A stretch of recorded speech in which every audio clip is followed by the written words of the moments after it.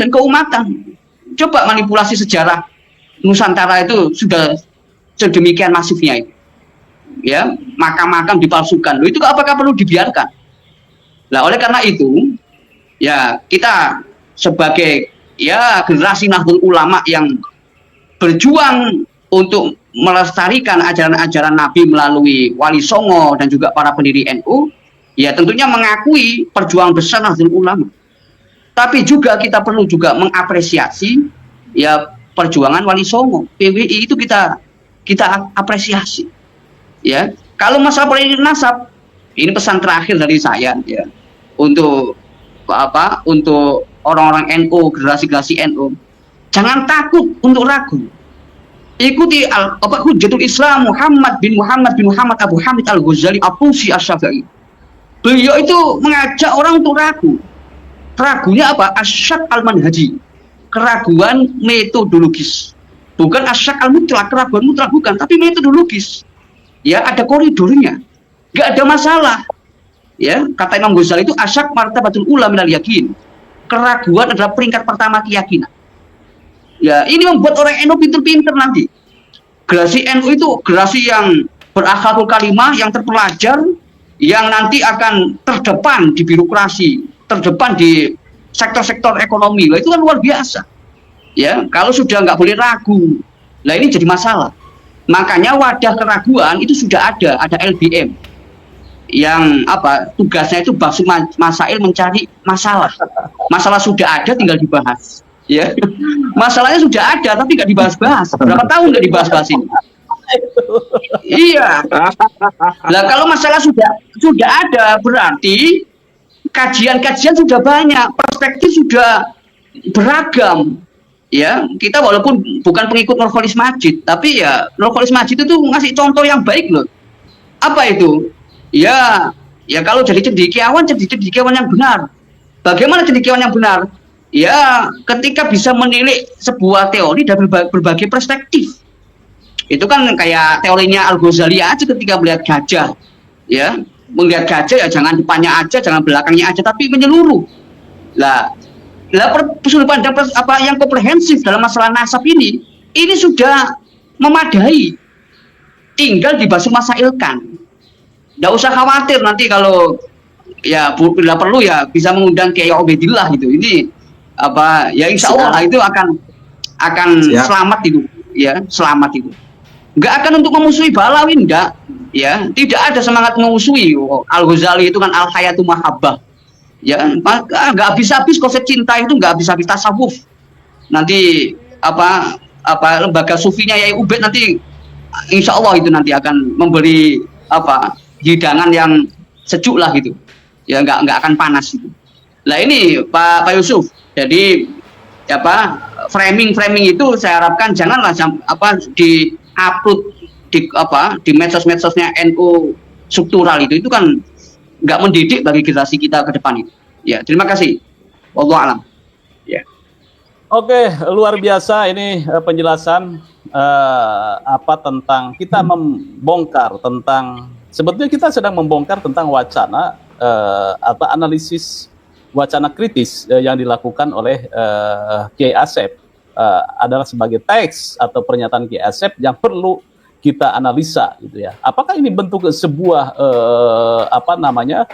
kalau saya lihat bahwa Kiai Asep ini kajiannya bisa dikatakan sedang memperjuangkan demokratisasi wacana dalam tubuh NU. Bahwa kajian terhadap nasab dan struktur otoritas religius memang harus terbuka untuk dikritik, bukan disakralkan. Ini saya melihat Kiai Asep sedang berbicara ini, kalau saya memaknainya. Kemudian bahwa NU tidak boleh menjauh dari tradisi keilmuan kritis yang menjadi warisan para ulama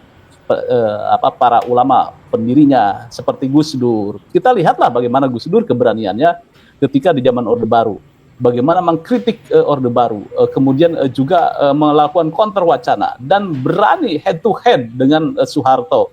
Tetapi dari sisi kemanusiaan ya dia berkawan bersilaturahim dengan Soeharto.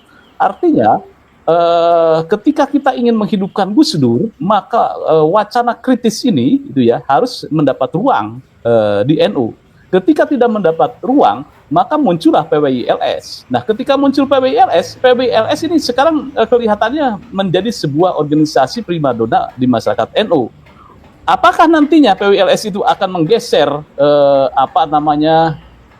saya kira tidak akan menggeser, tetapi di era Gus Yahya mungkin ada sebagian NU kultural yang tidak nyaman dengan NU struktural, maka banyak yang bergabung dengan PWILS, atau orang-orang NU struktural pun mungkin ada yang banyak bergabung di PWILS sehingga muncul instruksi itu. Instruksi itu saya melihat bukan sekedar surat secara normatif, tetapi ada makna yang sangat dalam. Apakah ini melihat bahwa sebuah pembungkaman terhadap kritik, ini tanda kutip pembungkaman ya gitu, atau PBNU sedang ingin memberikan sebuah menjadi pemadam kebakaran dalam tanda petik ya, agar polemik ini jangan terlalu bising di ruang medsos. Ya, itu bukan urusannya tambang. Kiai ngurus tambang itu bisa juga masuk dalam kategori idza wusidal amru ila ghairi ali fantadirisa'ah. Ada bagiannya sendiri. Dalam sejarah bendahara NU yang ditangkap oleh KPK itu siapa? Ya baru kemarin itu, nggak pernah ada dulu itu. Itu pun ditutup kok beritanya kan. Ya gara-gara ini. Nanti kalau begitu muktamar pemilihan ya kepengurusan struktural tahun 2026 yang akan datang, persiapan 2027 misalkan, akan bermain uang dari hasil tambang dan hasil dari sumber-sumber dana yang lain. Akhirnya apa? Orientasinya bukan keumatan tetapi keuangan. Pak Suherman, maaf Yai, jika ketum NU masih mengidolakan Habib, berarti diamnya Pak Alawi sukses Yai. Sebab kalau struktural PBNU dan kultural berselisih, Pak Alawi sudah enggak ada misi, mereka sudah sampai tujuan. Tujuannya ya mengadu domba itu. Menguasai, ibarat ular itu kepalanya dipegang. Ya, tinggal badan dan ekornya menggeliat semua. Taktik mereka sudah berhasil tertanam di dalam memori kiai-kiai kita yang distruktural. Tidak semua, ya, tidak semua. Tetapi yang penting ya petugas harian, pengurus hariannya itu yang kepegang. Jadi berbahaya. Kalau kultur ini nggak bersuara, ya sudah, wassalam saja, nggak usah berorganisasi ke-NU-an, ya. Karena apa? Dirusak dari dalam dan luarnya. Buktinya apa? Jatma sudah dikuasai sebagai kebangkitan dari Jatman, ya, Jatma Aswaja. Bukti bahwa memang Jatman itu ya tidak rela dilepasnya, yang akhirnya menjadikan saingannya Jatma Aswaja itu. Masa kita masih belum terbuka mata itu tuh. Kita harus benar-benar waspada, jangan sampai jatuh pada lubang yang sama. Orang mukmin itu tidak akan pernah jatuh pada lubang yang sama. Kegagalan yang pertama itu akan jadi pelajaran kita bersama. Kita sudah kadung terbiasa ya dulu itu diadu domba. Maka selanjutnya jangan sampai terjadi lagi pada diri kita. Kita harus bersatu padu bersama, ya rukun agawe santosa, cerah agawe bubrahnya. Persaudaraan kita. Fakhrul Razi atau Ketua PBNU merupakan salah satu anggota Dewan Komisaris PT GAG Nikel, perusahaan yang mengelola pertambangan nikel di kawasan Kabupaten Raja Ampat, Papua Barat. Ternyata enak jadi PBNU. Enak. Enak. Tinggal memanjakan protes, enak kemana-mana, duit mengalir masuk ke rekening kita. Mau apa? Haji pun di atas furoda. Saya ketemu dengan kawan-kawan yang terlunta-lunta. Ya Allah, naudzubillah min dzalik. Sudah habis ratusan juta, ingin haji furoda, diusir-usir nggak berharga, 1.200-an. Bahkan yang dari Madura kan meninggal ya, seorang kiai itu ya. Ya Allah, kok sebegitunya itu. Di sisi yang lain ada orang yang memamerkan kesuksesannya di atas furoda, sudah langsung mudah kemana-mana. Ya, karena apa? Ya di atas penyelenggara KPIH. Nah ini orang yang tidak memiliki empati dan simpati sosialnya. Enggak, PT GAK ya, komisaris itu sebenarnya kan ya berapa sih sahamnya, gajinya yang nggak seberapa sebenarnya. Cuma jika bukan bagian daripada unit usaha di PBNO lah ya, di strukturalnya, ya maka ya nggak layak lah itu loh. Beliau kan bagian keagamaan gitu. Kecuali yang bagian unit usaha, nah, itu nggak mengapa. Kerjasama yang penting tetap untuk kemaslahatan seluruh rakyat Indonesia, tidak hanya untuk warga Nahdlatul Ulama saja. Itu sudah terbukti sampai sekarang ini, Mas. Banyak santri beliau yang masuk di perguruan tinggi terkemuka, baik dalam negeri maupun luar negeri. Dan ketika Kiai Asep sudah sampai turut merespon fenomena diskursus nasab ini, bil khusus terkait dengan instruksi pengurus besar Nahdlatul Ulama, itu menurut saya bukan respon yang sederhana, Mas, tapi respon yang sangat serius. Ibarat secara psikologis, orang tua itu biasanya kalau ada putra-putrinya yang sedang berdebat, itu dianggap biasa, karena dalam hidup itu mesti ada perdebatan, sehingga tidak langsung terus terlibat. Tapi begitu ada sosok yang sepuh, yang usianya sudah melewati banyak pengalaman, banyak asam garam, kok tiba-tiba merespon sebuah diskursus atau permasalahan putra-putri beliau, putra-putri setiap orang yang dianggap sepuh, itu biasanya sesuatu itu menjadi penting. Karena apa yang menjadi respon Kiai Asep terhadap instruksi PBNU itu sesuatu yang sangat penting. Sesuatu yang sangat penting sebagai sebuah respon yang menjadi organisasi yang menjadi terhadap organisasi yang menjadi amanah Kiai Asep dari leluhur beliau, sebagai respon terhadap organisasi yang menjadi komitmen Kiai Asep, karena beliau betul-betul juga menjadi bagian daripada pengurus di PBNU, dan sebagai respon Kiai Asep terhadap organisasi yang dianggap penting dalam konteks keberagamaan di Nusantara ini. Oke, Mas Yusuf, terkait dengan instruksi pengurus besar Nahdlatul Ulama, itu sebenarnya bisa dipahami dari dua perspektif, Mas Yusuf. Perspektif pertama, di situ kan ada istilah untuk menghindari tafarruq atau konflik, perpecahan, katakan begitu. Sebenarnya kalau melihat dari perspektif ini, sebenarnya tesis Kiai Imad dalam konteks ini diwadahi organisasi PWI-LS. Jadi PWI-LS itu kan sebenarnya mewadahi kegelisahan para intelektual, para muslim moderat, dalam konteks ini juga diantaranya tesis Kiai Imad, itu terwadahi di PWI-LS bagaimana ini betul-betul tersosialisasi dari kerangka teoritis menjadi kerangka praktis. Jadi PWI-LS itu sebagai best practice dari sebuah kerangka teoritis dari hasil riset Kiai Imad yang memunculkan satu simpulan bahwa Mbak Alwi itu tidak bersambung nasabnya kepada Nabi Muhammad SAW. Sebenarnya begitu, Mas. Lah, sebenarnya temuan Kiai Imad yang telah diwadahi di organisasi PWI-LS ini sebenarnya sebagai sebuah islah Dzatil Ba'id yang sebenarnya dikehendaki oleh instruksi PBNU sebenarnya, Mas. Mengapa ini dikatakan bentuk islah yang ingin disosialisasikan oleh PWI-LS?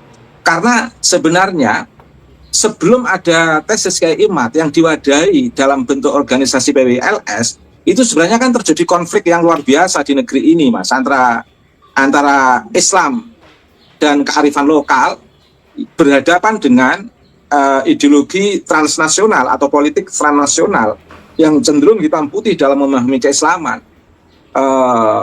Itu tidak hoak, itu realitas nyata, fakta. Bagaimana ketika PBNU dipimpin oleh Kiai Said Akil Sirot memunculkan tentang tema Islam Nusantara, itu penentangnya itu masih terdaftar dalam memori masyarakat Indonesia, Mas. Siapa-siapa yang nentang munculnya tema Islam Nusantara yang dikeluarkan oleh PBNU itu orangnya masih banyak yang hidup itu yang menentang itu. Dan mereka bahkan sampai mengungkapkan perkataan-perkataan yang luar biasa yang saya tidak bisa mengulang. Bagaimana ketika istana dalam kepemimpinan Bapak Presiden Jokowi mengundang seorang qori yang qori di situ menggunakan lagam Jawa. Bagaimana yang melakukan tafarruq itu, melakukan perpecahan itu, mencaci-caci, mengiblis-ibliskan fenomena yang sebenarnya masih dalam kerangka prinsip-prinsip keislaman, masih dalam kerangka prinsip-prinsip keutamaan dan betul-betul tidak bertentangan dengan prinsip Islam. Tetapi bagaimana kelompok yang melakukan tafarruq ini? Nah, inilah kelompok tafarruq yang sejati sebenarnya.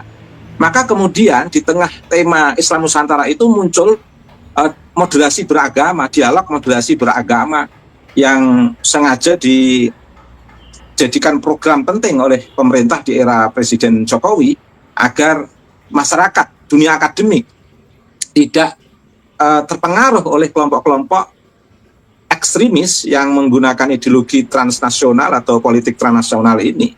Dan dialog-dialog moderasi beragama itu menjadi marak yang luar biasa. Tetapi itu belum bisa memberikan solusi. Tetap saja setiap pemilu berlangsung, baik terkait dengan pemilihan presiden maupun gubernur, katakan begitu, tetap saja kelompok-kelompok tafarruq ini muncul luar biasa. Dialog moderasi beragama belum bisa menjawab. Lah, muncullah tesis Kiai Imad yang kemudian diwadahi oleh PWI LS, kemudian suasana tafarruq yang dimunculkan oleh kelompok sebelah itu menjadi berkurang. Sampai sekarang ini mereka nampak duduk manis. Kelompok-kelompok yang dulu melakukan tafarruq sekarang ini duduk manis. Dan ternyata dialog moderasi beragama itu belum bisa menjawab kelompok yang melakukan tafarruq ini. Tetapi begitu ada tesis Kiai Imad yang diwadahi oleh PWLS, komunitas yang melakukan tafarruq ini menjadi redam. Dan sekarang tidak nampak secara publik. Bahkan cenderung banyak pengikut-pengikut kelompok tafarruq yang sekarang ini malah masuk di PWLS. Jadi sebenarnya PWLS itu mewadahi tesis Kiai Imad dan mewadahi para akademisi yang sadar terhadap sebuah fenomena yang memang harus segera dijawab. Kalau tidak akan bisa menyebabkan konflik yang berkepanjangan dan Indonesia ini akan terus gaduh. Alhamdulillah pemilu kemarin tidak begitu gaduh, Mas. Mereka terasa munculnya tesis Kiai Imad itu sangat mengingatkan secara akademik dan sangat mengena karena langsung disambut oleh masyarakat Nusantara. Itulah mengapa dengan adanya PWLS itu banyak yang terlibat di PWLS sekaligus dengan adanya tesis itu membuka satu kesadaran pentingnya meluruskan sejarah, Mas. Pentingnya meluruskan sejarah, pentingnya menjaga makam-makam yang pada dibelokkan dan lain sebagainya. Jadi kalau dilihat dari perspektif yang pertama dari instruksi PBNU itu sebenarnya mengapresiasi tesis Kiai Imad yang diwadahi PWLS karena ini sebagai sebuah jawaban atau counter wacana menjawab wacana-wacana tafarruq yang dimunculkan oleh kelompok-kelompok sebelumnya yang selalu bikin gaduh setiap pemilu di negeri ini, Mas. Nah, ini kalau saya lihat dari perspektif ini, maka tidak salah ketika respon Kiai Imad di sosial media itu menyambut positif terhadap instruksi PBNU, Mas. Bukan malah seolah-olah sebagai objek yang menjadi korban instruksi itu, bukan. Justru Kiai Imad malah menyambut positif.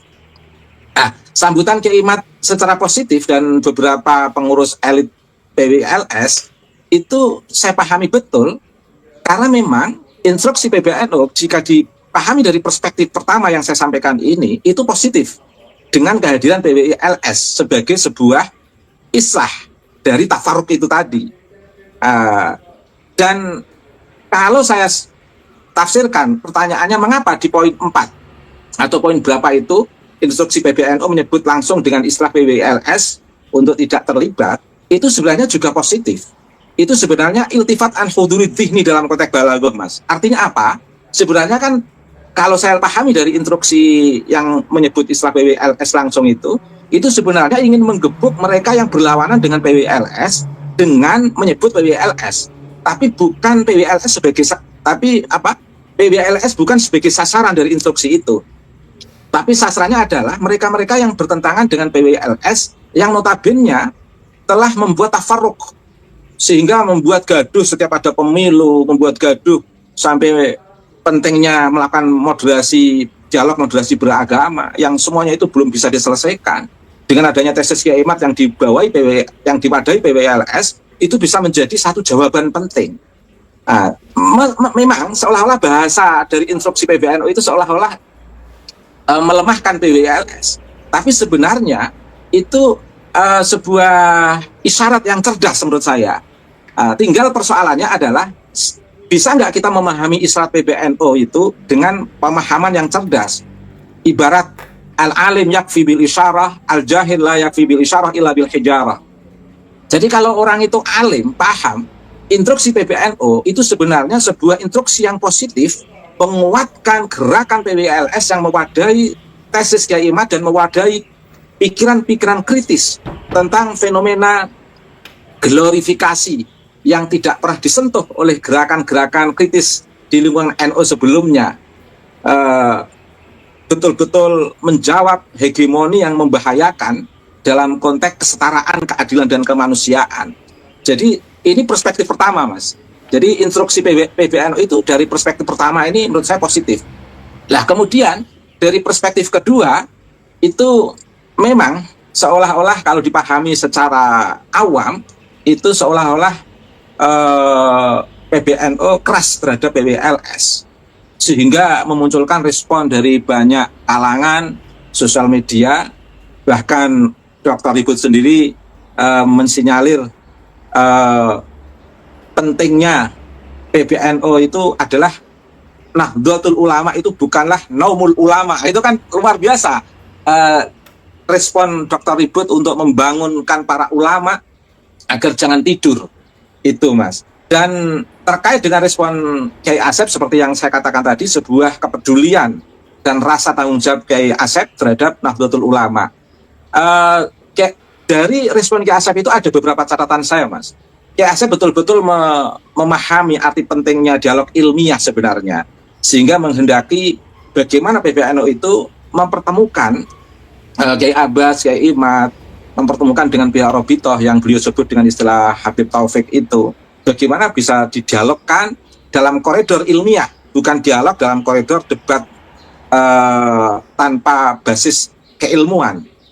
Ada hal-hal penting yang dibalik teks apa yang dikatakan oleh Kiai Asep dari hasil pembacaan saya secara hermeneutik. Yang pertama adalah ekspresi kebenaran.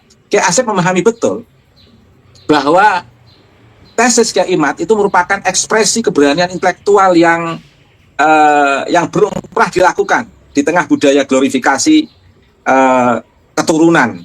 Dan istilah ini saya ambil dari istilah Mas Yusuf di tulisannya Mas Yusuf itu. Itu menurut saya itu realistik itu. Tidak pernah dilakukan oleh gerakan kritis manapun dari aktivis NU.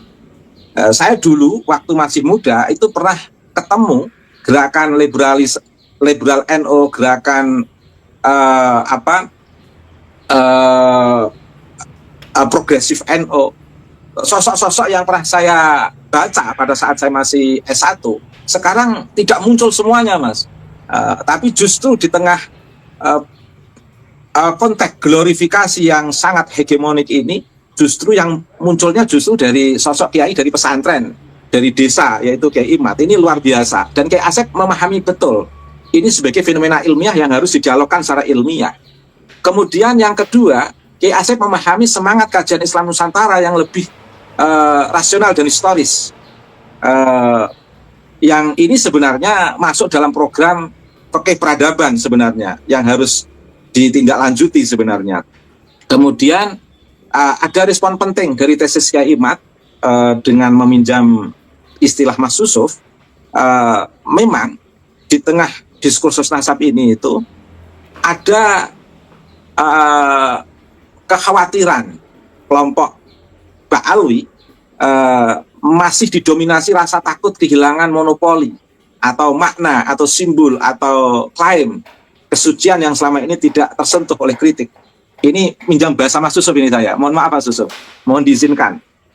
Saya kira catatan terakhir saya Mas Yusuf, catatan terakhir saya senang sekali membaca tulisan Mas Yusuf terkait dengan bagaimana Mas Yusuf memakai kacamata Michel Foucault tentang kalau saya tarik dalam diskusi tesis Kiai Imad itu sebenarnya bukan sekedar debat silsilah, tetapi persoalan rezim of truth, kebenaran dalam masyarakat yang tidak berdiri sendiri sebagai fakta objektif, melainkan dibentuk, diproduksi, dipelihara oleh relasi kuasa yang tidak seimbang, sehingga nasab menjadi instrumen hegemonik atas nama agama, kalau bahasa istilah saya melanjutkan istilah Mas Yusuf itu tadi.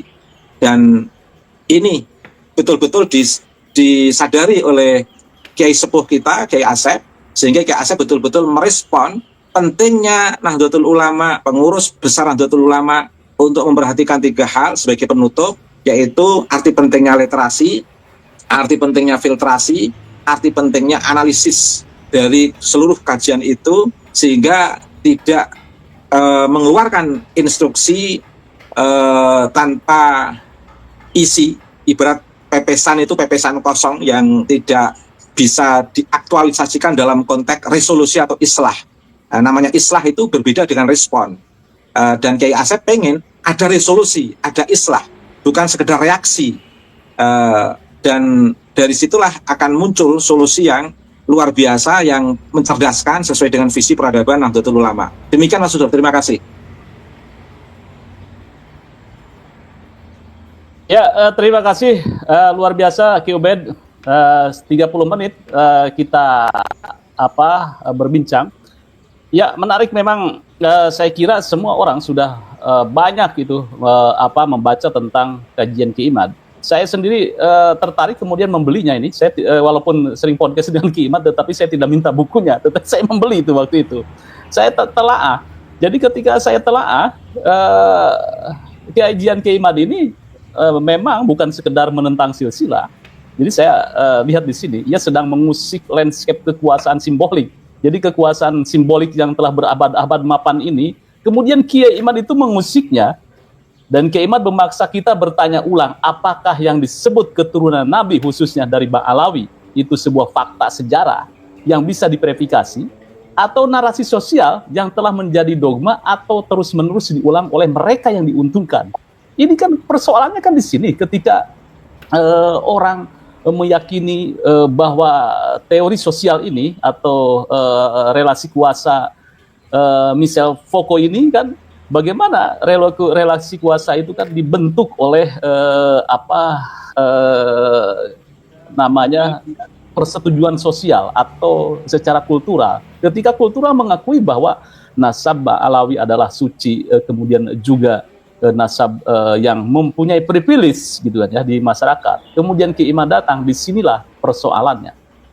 Jadi ketika datang maka kritik terhadap regime of truth ini tidak pernah diterima dengan ramah. Ini dimanapun teorinya terjadi, dia selalu dianggap mengancam ketertiban. Padahal sesungguhnya Ki Imad ini sedang memperjuangkan haknya untuk bertanya, menggugat dan mengusulkan narasi yang sudah dianggap final, yaitu tentang nasab Ba'alawi sebagai keturunan Rasulullah.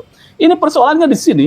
Dan ketika PBNU memberikan sebuah instruksi surat seperti itu, mestinya sebelumnya saya memang mengkritik di situ, dibukalah ruang, ada bahsu masail, ya forum terhormat itu. Ketika ada forum bahsu masail, saya kira tidak akan terjadi itu yang namanya sebuah perlawanan kultural yang disebut adanya PWILS. Karena PWILS, saya belum mewawancara dengan Kiai Abbas bagaimana PWILS dibentuk. PWILS itu adalah menurut saya sebuah organisasi yang hadir dari keresahan. Jadi keresahan di mana induk sebuah organisasi besarnya Nahdlatul Ulama tidak mengakomodir kritikus-kritikus seperti Kiai Imad kemudian Gus Abbas dalam hal ide untuk mendekonstruksi kajian Kiai Imad ini terhadap nasab Alawi. Ini teori ini pasti itu. Ketika kita membenturkan sebuah tembok yang kokoh, nah itu disebut kadang-kadang orang ini sedang orang gila ini kan ya, tanda kutip itu kan ya, berani menantang sebuah tembok besar yang kokoh ini. Nah, ini menjadi persoalan kenapa kajian nasab ini, polemik nasab ini tidak selesai sampai 3 tahun. terlebih munculnya PWILS yang kemudian merangsek ke cabang-cabang, ke kabupaten-kabupaten untuk membuat sebuah organisasi yang solid. Dan banyak pertanyaan, dari mana dananya PWILS? Apakah ada ada kepentingan politik di belakangnya dan siapa yang bermain di belakangnya? Ini wajar menurut saya pertanyaan tersebut, dan nanti akan kita jawab. Apakah memang ada di belakangnya aktor intelektual di PWILS dan seperti apa motif politiknya? Nah, ini kan menarik lagi. Baik, saya langsung ke Dr. Ribut Nuruda. Ini lama sekali saya tidak berjumpa. Ini di Sudan atau di mana nih? Ya, ini di Sudan. Masih siang di sini. Ya. Masih siang ya. Baik, kita fokus aja sebagai catatan bahwa saya sudah mentasbihkan bahwa channel live di Enpada Suka TV itu tidak ada framing, kemudian kata-kata yang kotor gitu kan ya. Kita kajian saja gitu kan. Karena apa? Disinilah ruangnya. Ketika ruang perdebatan nasab tidak ada yang mengakomodir, ditendang tanda kutip di kampus, termasuk di kampus saya itu di IAIN Wali Songo, saya berapi-api itu mau datang. Ternyata itu juga ditendang. Tidak ada ruang untuk mengkajinya. Maka pada Suka TV memberi ruang yang sepenuh-penuhnya. Silakan, Dr. Ribut. Ya, terima kasih. Bismillahirrahmanirrahim. Alhamdulillahirabbil alamin wa afdhalus shalawati wa taslimati ala sayyidil mursalin sayyidina maulana Muhammadin wa ala alihi wa sahbihi wa man sara ala nahdihi ila yaumiddin, amma ba'du. Setelah menyimak tadi paparan relasi kuasanya dari Pak Yusuf ya, dan juga perspektif yang disampaikan oleh Kiai Ubaidillah, saya di sini hanya melengkapi saja dan juga ingin berusaha untuk menyampaikan seadil-adilnya tentang persoalan masalah polemik nasab ini, yang sampai-sampai mengundang Al-Mukarram Profesor Kiai Asep untuk berkomentar, dan nampaknya beliau ada di Mekah waktu itu ya. Masih menggunakan ya, masih menggunakan baju ikhram. Itu Masya Allah, di tanah suci beliau itu berkomentar masalah nasab itu betul apa kata Kiai Ubaidillah, kalau nggak penting nggak mungkin beliau berkomentar itu. Di saat-saat yang tenang, khusyuk, beliau menyempatkan untuk berkomentar. Itu artinya ada sesuatu yang penting. Termasuk juga kalau meminjam perspektifnya kayak Ubaidillah, adanya instruksi PBNU itu berarti PBNU memperhitungkan ya bahwa PWI itu penting. Ya, PWI itu penting. Ya. Dan PWI juga di situ dijadikan sebagai sebagai cover juga ketika PBNU juga menyebut agar jangan bergabung pada organ yang berseberangan dengannya, dengan PWI ya, entah itu Robito Alawiyah, entah itu Daimi, entah itu ya FPI dan lain-lain.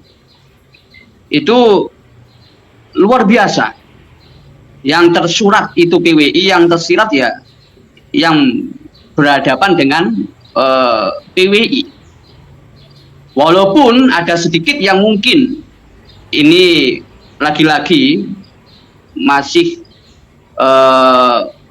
belum bisa dikatakan sebagai pernyataan kolektif pengurus besar Nahdlatul Ulama.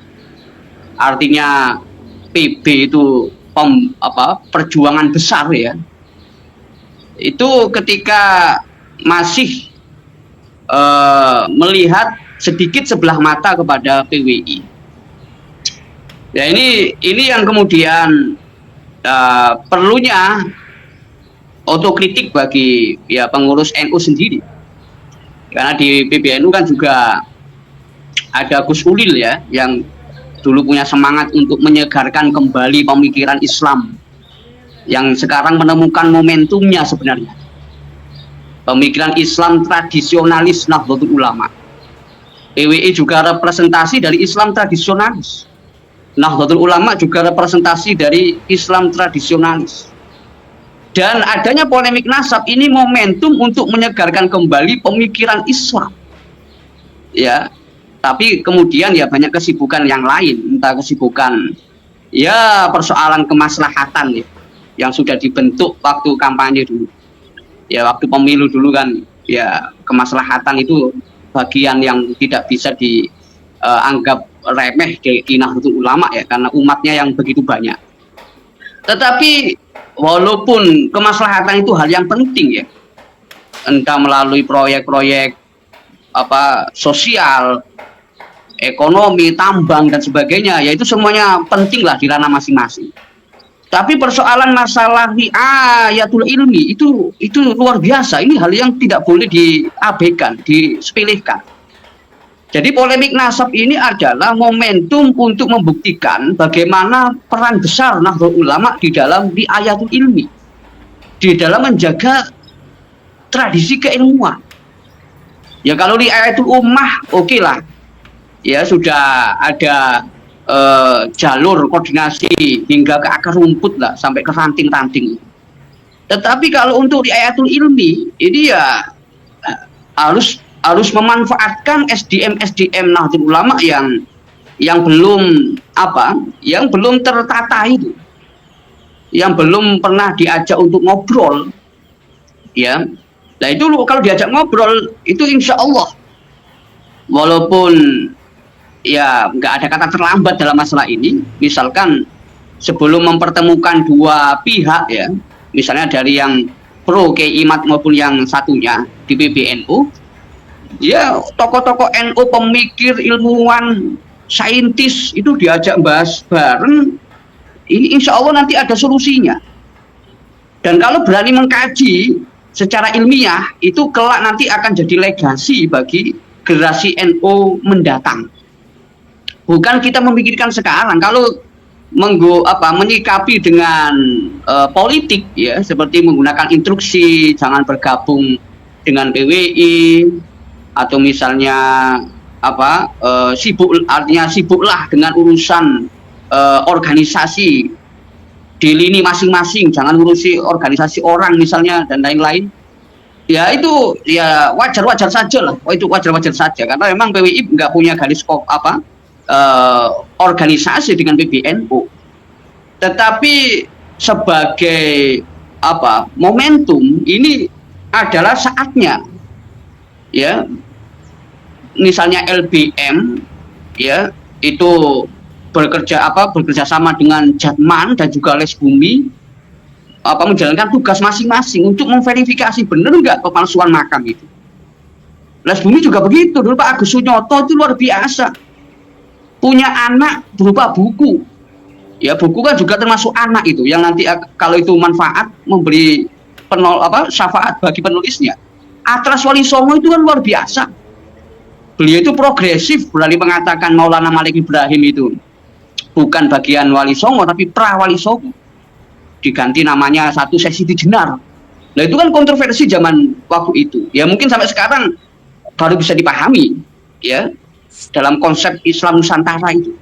Nah sekarang ilmuwan-ilmuwan seperti Pak Agus Sunyoto di mana letaknya? Apakah di PBNU berani menulis masalah nasab itu? Kan itu juga ilmu. Ya kalau ijtihad, kalaupun salah pun dapat pahala, kan begitu. Di dalam ijtihad intelektual Islam tradisionalis. Nah ini saya berusaha untuk bagaimana supaya ini ada yang menganggap penting. Kalau tidak, yang perlu diwaspadai itu ya, ketika orang-orang NU terutama dari generasi muda itu sudah banyak yang sudah ngerti duduk persoalan nasab ini, yang sudah tercerahkan.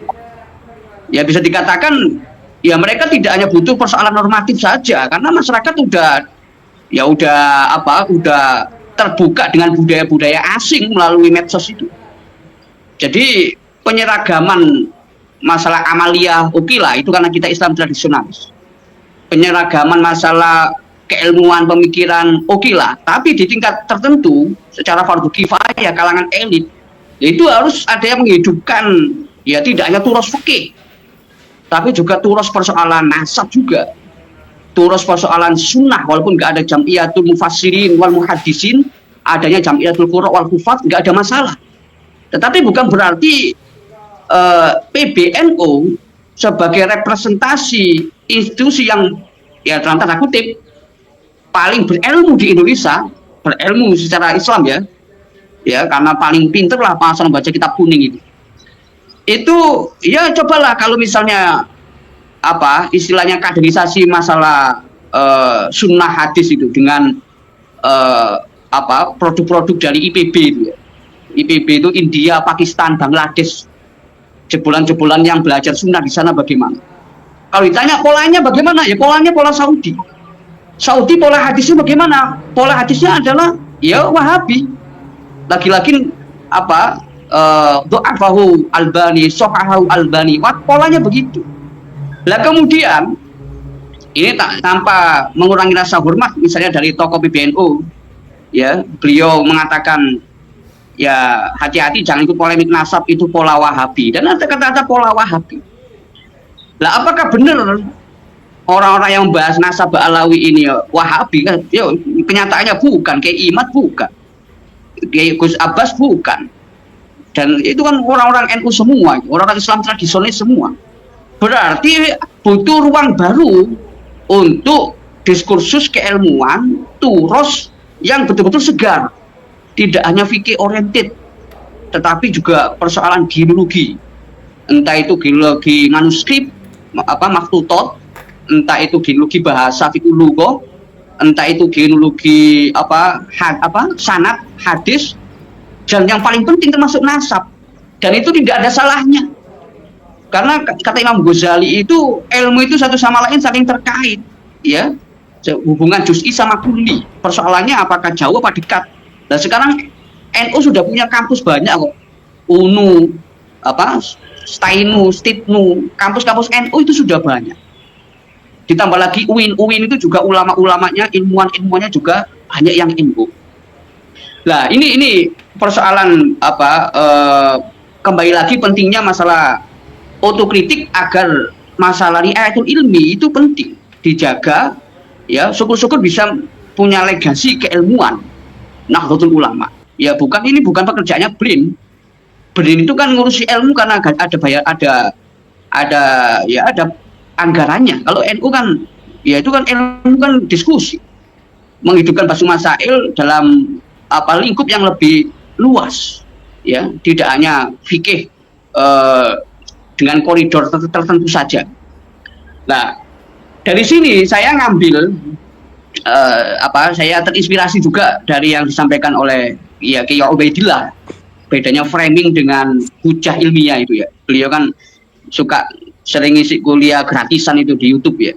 Walaupun nggak kuliah usuluddin, itu anak-anak NU kalau nyimak beliau kan dapat ilmu gitu ya. Daripada susah-susah kuliah ya. Anak-anak NU yang lulusan pondok-pondok salaf ikut kuliahnya Kiai Ubaidillah gitu. Nah ini begini masalah framing ini. Ada 3 yang sering jadikan framing yang sebenarnya kurang adil untuk ya tidak adil lah kalau itu dialamatkan kepada PWI.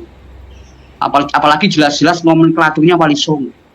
Ya kalau PWI ada penunggang gelapnya, ditunggangi Wahabi kayak ditunggangi Khilafah HTI, itu kan syai'un akhar, itu persoalan lain.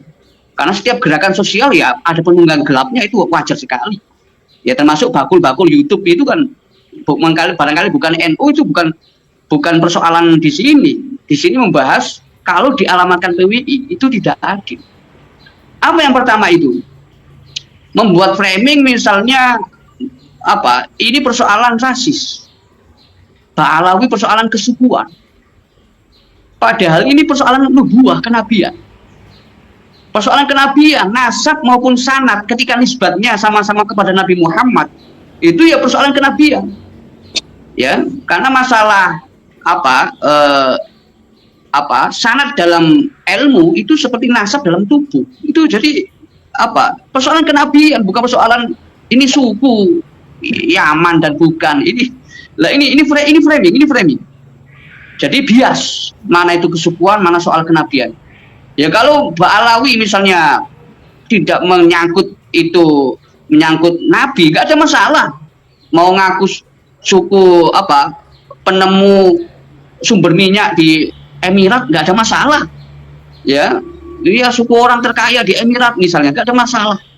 Tetapi ini Nabi masalahnya, man kadzdzaba alayya muta'ammidan falyatabawa maq'adahu minan nar.